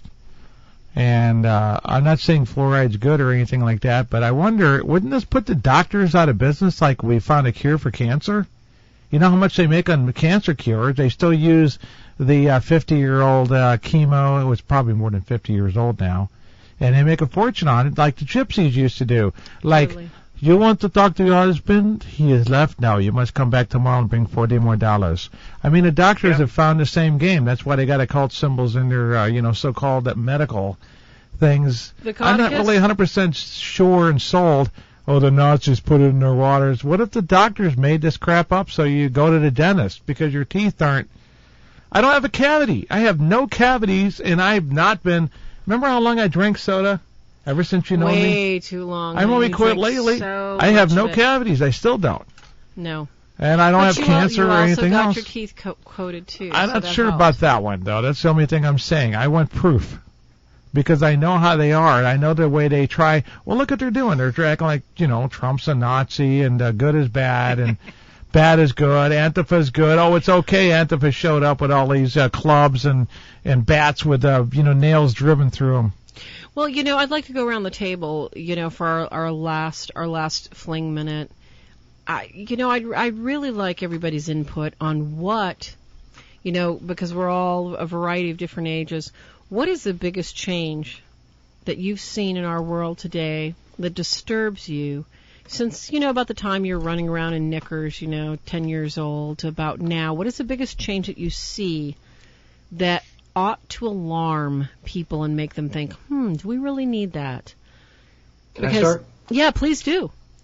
Chemtrails. Why chemtrails? Why chemtrails? Chemtrails. Well, when I was little, they weren't spraying the skies like they are today. And contrails and chemtrails are two different things. Couldn't they be from more planes flying? No. Play the devil's advocate. No, this isn't condensation. This is chemicals that have been tested. I mean, they'll grid a whole sky and they'll spray the stuff, and the sky will turn funny green color, and all these clouds will come up, and you get this cobweb stuff all over people's lawns, and next thing you know, the whole neighborhood's fighting. Oh my! So, the whole chemtrail, and they're doing this all over the world, and nobody's taking credit for it, and we're not questioning this, and now they're tying this to like Morgellons disease and other stuff. I mean, to me, the fact that they're spraying our skies with something that stays up there for hours and hours and hours and affects our weather. I mean, we're talking geoengineering here. On top of, all the stuff we're absorbing. Wow. They say we have everybody that inhales, we've all got this nano stuff in our body now. I don't doubt that. Nanotechnology is the wave of the future. I mean, they'll be able to track people with nanotechnology, biological technology that they can track. I mean, just the science behind it is just like, this world, like Star Trek stuff. But, our deep state is way, way, way ahead of us. Always has been, always will be. I agree, Ken. I don't know if I talked last week about Zika, but I told my wife when that came out, I said, I don't know if I'm a cynic or what.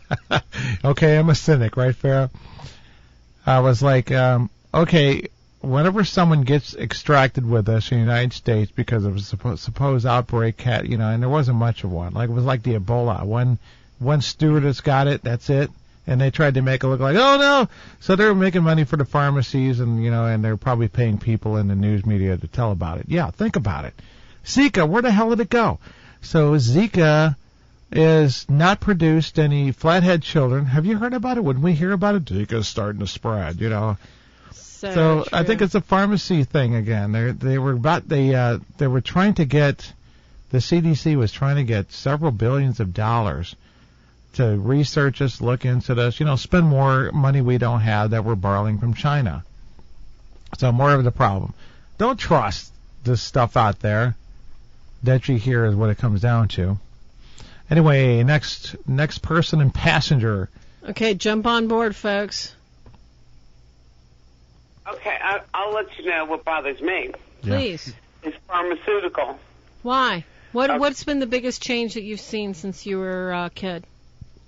Okay, well, the prices are astronomical. Yeah. But they have a cure for cancer.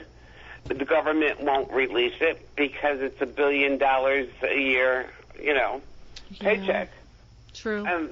It's like chemotherapy is totally poison to everybody who has cancer, but they think, I have to do it because the doctor says so. Okay, that's pure poison you're putting into your body to kill you faster. They're trying to eliminate us. They don't want us to live longer. They want us to spend mega bucks for the radiation and cancer treatment. I agree. Yeah. Okay, and I'm put on it your on side. your insurance. Yep. And then, your Medicare has to pay where it can. It's just for the money. So it's the pharmaceutical that really gets me. And people who take the chemo, Yep. it's like, don't. It's pure poison.